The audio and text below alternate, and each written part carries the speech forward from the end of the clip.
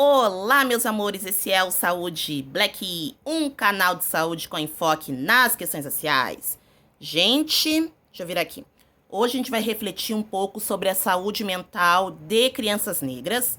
Mas antes disso... Opa, mexeu aqui. Mas antes disso, se inscreve aqui no Saúde Black, curte muito esse vídeo e deixa o like pra pretinha que é sucesso. Bom, eu tenho já 3 vídeos aqui no canal, né? Sobre a nossa negra infância. Tem um vídeo geral, nossa negra infância. Tem um vídeo direcionado só para as meninas e outro direcionado só para os meninos. Gente, o telefone tá vivo aqui, gente. O que é isso? Para os meninos, corre aqui. Por que eu fiz essa subdivisão? Porque as mulheres negras, as meninas negras, sofrem opressões diferentes dos homens negros. Porque a mulher negra, como vai dizer Grada Quilomba, é o outro do outro. Ela é o outro do homem e o outro da mulher. Opa, mas tá vivo mesmo. E o outro da mulher branca. A mulher negra, a menina negra, ela vai sofrer a opressão do racismo e a opressão do machismo. A mulher negra vai ser preterida e esse preterimento começa na infância. Eu também disse pra vocês, logo no início do meu canal, que eu tinha um diário. Lembra? Eu contei isso pra vocês. Um diário que eu escrevi quando eu tinha 9 anos. Ele tava meio apagadinho e tal. Eu tinha algumas frases que eu escrevi e aquelas frases me deram gatilho e eu fui me lembrando. E daí eu reescrevi esse diário, mas reescrevi com as minhas palavras de criança. Vocês vão ver que é uma criança falando. Pra gente começar a refletir um pouco sobre a saúde mental de crianças negras. Essa saúde mental que é afetada, né, na escola, que é sobre o que a gente vai começar a conversar, a refletir hoje. Como diz Neuza Santos Souza, chega um momento na vida do negro que ele vai formar o ideal de ego do negro. Esse ideal de ego é formado pela família, a primeira instituição que essa criança negra está é a família. Posteriormente, pelos pares, né? Então, primeiramente, o vínculo dela com a mãe. Depois, esse vínculo é rompido, de uma certa medida, pela presença do pai. Então, crianças que não têm pai ou crianças que são órfãos, elas têm uma desconfiguração nessa formação de identidade, que a gente pode conversar um pouco com a Tainá, a minha amiga, que eu vou fazer a live com ela agora até o fim da semana. Eu vou avisar pra vocês direitinho. Eu vou fazer uma live lá no meu Instagram, @FariaÚrsula, sobre saúde mental de crianças negras, né? Para ver como é que essa saúde mental de uma criança negra que cresce, por exemplo, num abrigo, né? As referências que ela perde de pai, paterna e materna. E aí, conforme vai dizer Neuza, né? Neuza Santos Souza, essa personalidade, esse ideal de ego do negro vai se formando. E, muitas vezes, esse ideal do negro pode se formar modelado por aquilo que é branco, né? Porque essa criança negra, seja ela homem ou mulher, ela vai ver os desenhos, ela vai ler os contos de fada, e aí é um não lugar, né? Ela não se vê ali. A menina, aquela princesa linda, né? Ela não é negra, ela é loura, ela tem olhos azuis, né? Então você tem aí várias representações da mulher branca nos contos de fada, né? Porque a pessoa branca, ela é diversa, né? Como vai dizer Sueli Carneiro no texto Negros de Pele Clara, né? Na própria mídia vai representando essa pessoa, né? Então, se você pega, por exemplo, uma menina branca, você tem várias representações desse branco, né? Dessa mulher, né? Ali nos contos de fada. Então, você tem a mulher branca de cabelo ruivo, né? A Chapeuzinho Vermelho. Você tem a loira, então você tem várias, né? E tem a Cinderela, tem... É que eu não gosto muito de contos de fada, mas tem várias ali. Aí você tem, por exemplo, a Branca de Neve, né? Mulher branca de cabelo preto, né? Representada. E essa criança negra, essa menininha negra, ali não vai se vendo, né? Quando você vai pegar pela parte dos meninos, os super-heróis, né?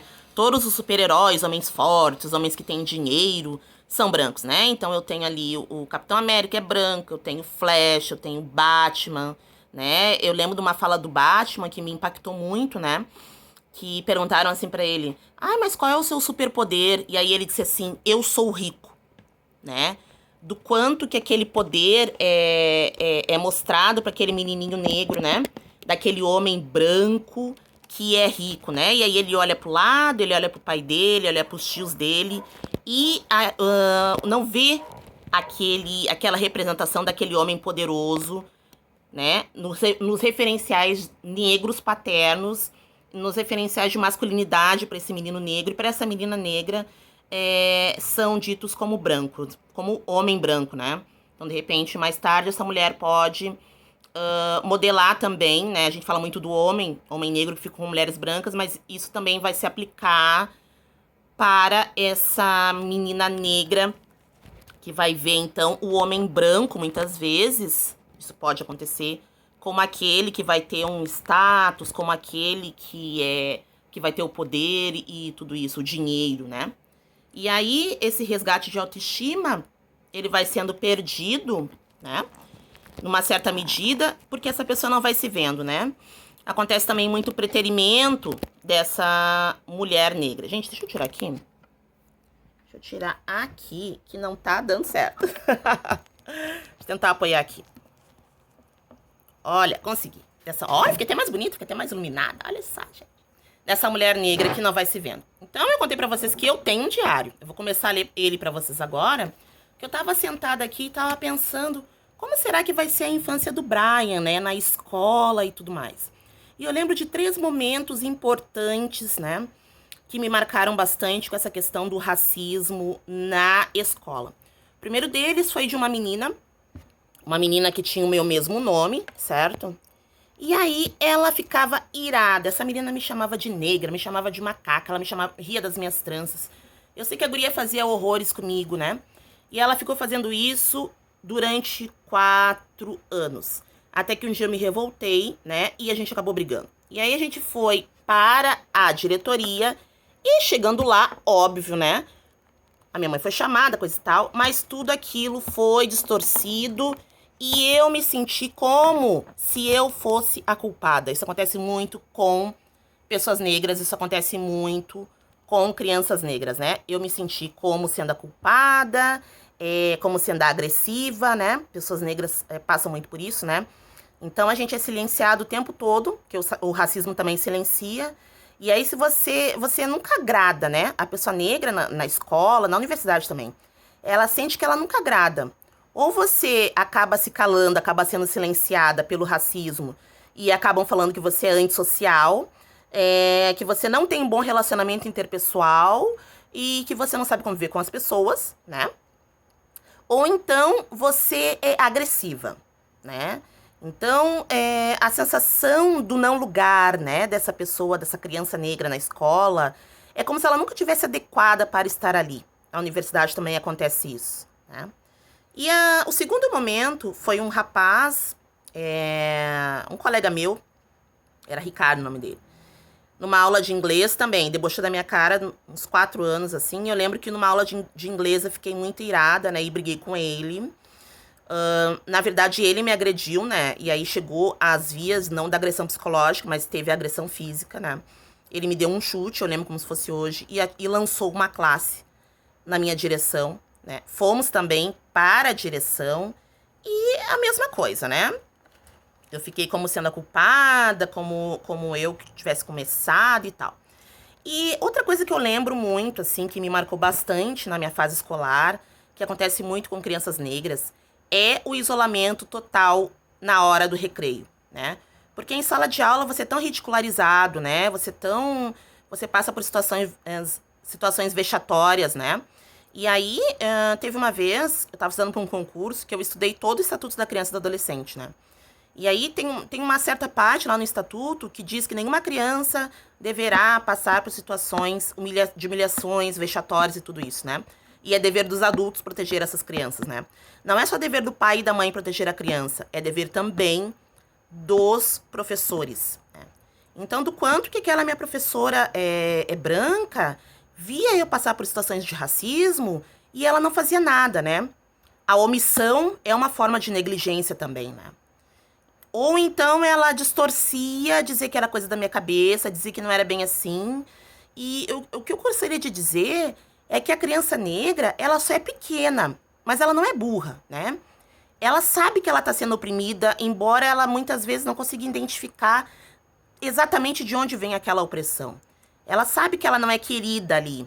A menina negra sabe que ela nunca vai ser a rainha da escola, né? A menina negra, muito cedo, ela experimenta na pele, literalmente, o preterimento, né? E aí é quando ela começa a se odiar, muitas vezes, é quando ela começa a odiar o seu cabelo, porque começam a rir dela com as tranças. Depois de muito tempo eu consegui usar minhas tranças, né?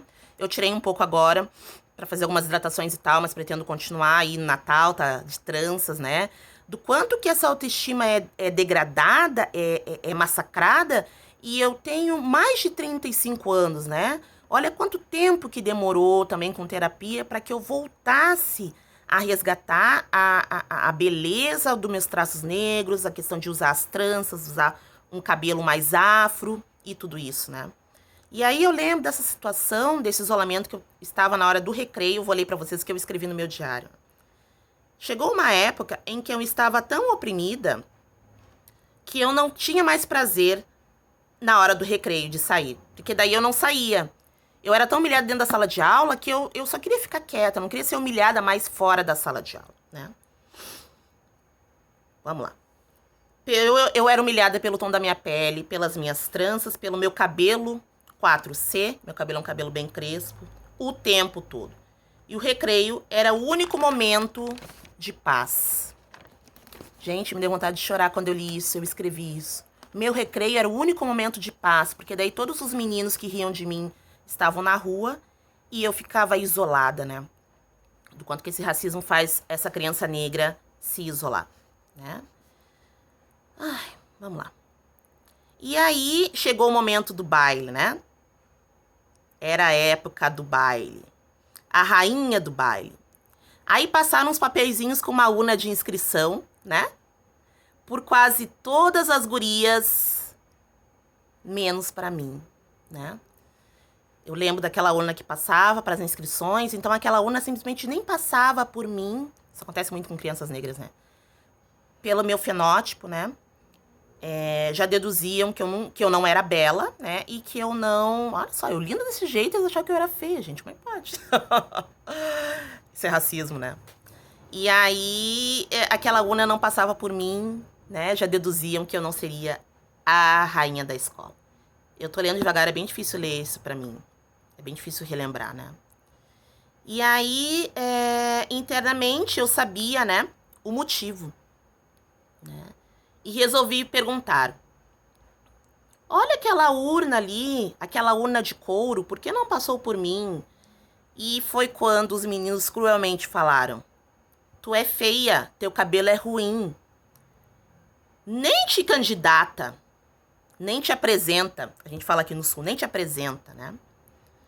Mas se tu quiser ir torcer pela fulana loira, pode ir, né? Então, eu poderia estar na torcida, mas nunca concorrendo à rainha da escola. Eu já estava na adolescência, né? E na adolescência a gente tem mania de tentar se encaixar. O adolescente faz muito isso, né? Então, do quanto que esse racismo vai perpassando toda a vida daquela criança, daquele adolescente, até ele chegar na fase adulta. Que adolescente, ele tem muito essa questão do grupo, né? De se enturmar com um grupo. E aí, vou continuar lendo. Eu tentava me encaixar no grupo de amigos, né? No meu caso, era o grupo de inimigos, né? Então, eu recebia o mínimo de amor daquelas pessoas, que na verdade era um amor distorcido, né? Mas eu ficava ali apenas para me encaixar naquele grupo. Fui, nem me arrumei muito, porque eu não tinha muitas roupas legais, né? E porque eu não poderia, mesmo se eu fosse com a melhor roupa, eu continuaria sendo feia. Então é aquela sensação do não se encaixar, né? Eu me lembrei agora, engraçado que a gente vai lembrando da infância, tem gatilhos, né? De algumas festas, né, aqui no Rio Grande do Sul. Não são todos, tá? Alguns negros ficam com mulheres negras e tal. Mas a maioria não, tá? Aqui no Sul, né? Que é onde eu vivo. Que eu sempre faço esse recorte regional, né? E eu lembro, assim, do quanto que a gente vai carregando aquilo do não ser bonita, né? Eu lembro algumas festas que eu fui, que eu ficava esperando me tirar pra dançar. As primeiras festas foi a festa da igreja, que eu falei pra vocês que eu fiz onda, CLJ, essas coisas, né? E do quanto que eu ficava ali esperando, né? Alguém me tirar pra dançar, né? Ninguém vinha me tirar pra dançar, e aí as músicas iam passando, e aí eu era aquela pessoa que fazia, a gente fala fazer os lados, né? Eu sou um pouquinho antiga, né? Eu era cupido, né, das outras pessoas, mas nunca era escolhida. E depois eu cresci mais um pouco, eu já tinha uns 18, 20 anos. Eu lembro de eu ir numa festa com uma amiga minha, a Fernanda. Era uma danceteria. Tocava muito. Olha só, gente, já fui da música eletrônica, quem diria, né? E aí eu lembro assim que nesse lugar que a gente ia, tinha 3 ambientes. Era um lugar bem grande, assim, luxuoso, mas tinha umas promoções e tal, umas coisas que tu entrava numa lista e tal, e a gente conseguia entrar. Tinha dia que mulher não pagava, porque eu sempre fui pobre, né? Aí eu conseguia entrar. E aí eu lembro, assim, que eu ficava naquele lugar e as primeiras meninas que eram escolhidas, isso é tão opressor, porque isso tem de machismo e tem de racismo e tem de machismo, né? As mulheres não precisam ficar esperando serem escolhidas, né? Mas quando tu é muito jovem e...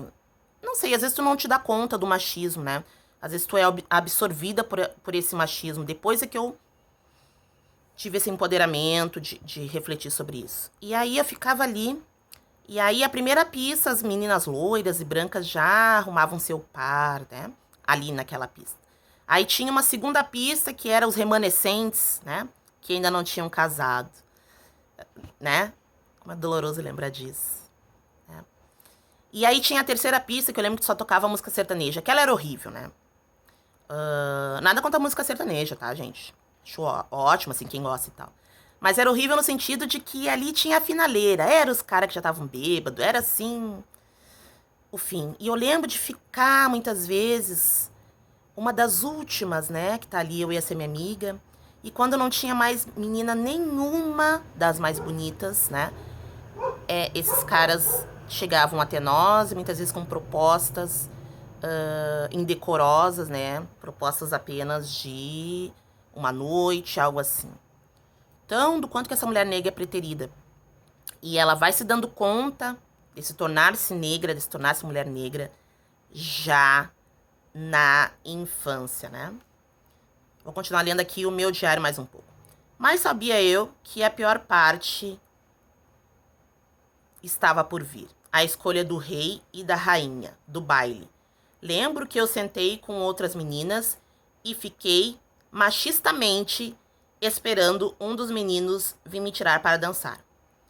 De repente, foi saindo uma, outra, até que uma guria que eu achava bem feia foi tirada para dançar. Só sobrou eu. Naquele dia eu entendi o significado da palavra preterida. Lembro que meu irmão, depois de muito tempo, foi o rei da escola. Porque aí, como eu tava falando pra vocês, existe... Gente, tá tendo uma obra aqui em casa e o pedreiro tá enlouquecido. A gente vai passar o Natal aqui. O menino negro, ele passa por opressões, mas são opressões diferentes, né? Então, meu irmão, apesar dele ser magrinho e tal, não ser musculosão, então, e tal, né? Ele conseguiu ser o rei da escola. Olha só. Ele também é negro, né? Acho que ele foi o rei porque o seu tom de pele é mais claro do que o meu. Escrevi isso quando eu era criança, tá, gente? Mas hoje eu sei, né, que o colorismo é uma estratégia da branquitude para desunir pessoas negras e que pessoas negras de pele escura e de pele clara sofrem racismo. Mas essa era a percepção que eu tinha com 9 anos, tá? Era mais claro do que eu, né? E aí eu tinha essa percepção. Acredito que o meu irmão foi rei da escola, porque era mais claro do que eu e era homem. Então eu já tinha, mesmo criança, essa percepção do que é ser homem e o que é ser mulher, né? E que esse homem. E quando essa ascensão, de certa forma, social, essa ascensão ali dentro do núcleo escolar vem, ela beneficia o homem negro, né? Como vai dizer Sueli Carneiro, né? A mulher negra, ela experimenta um estado de asfixia social, né? Acho que o fato de eu ser mulher e retinta me impediu de ser rainha da escola e de ser tirada para dançar.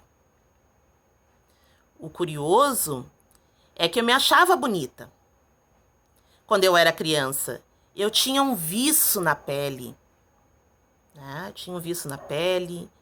Minhas sobrancelhas eram lindas. mas só eu e minha mãe acreditavam na minha boniteza. Vou parar por aqui, vou continuar lendo meu diário mais à frente com vocês. Então, do quanto que essa criança negra, a gente acha, a criança não entende nada e tal. Do quanto que essa criança negra já tem a percepção desse racismo, né? Muitas vezes esse racismo vai sendo internalizado e essa criança vai, muitas vezes, não se amando, né? Na época em que eu fui criança, né? Hoje em dia já tem um empoderamento, existem algumas figuras negras que nos empoderam, né? Mas do quanto que é difícil, é aquilo que eu tava falando pra vocês, dependendo da época em que a pessoa viveu, é como se esse efeito do racismo fosse mais forte, como se ela sentisse mais, né? Embora tenha existido pessoas negras antes de mim, percursoras, que sofreram muito mais do que eu. Então paro por aqui o meu diário. É muito difícil para mim ler, mas eu vou continuar mais adiante com vocês em outros vídeos. O meu diário de infância, que passa pela escola, que vai passar pelo livro didático, tá? Pretendo trazer também alguns estudos para vocês. É uma pré-live. Um beijo e até o próximo vídeo, tá? Se inscreve aqui no Saúde Black, hein? Tchau, até mais!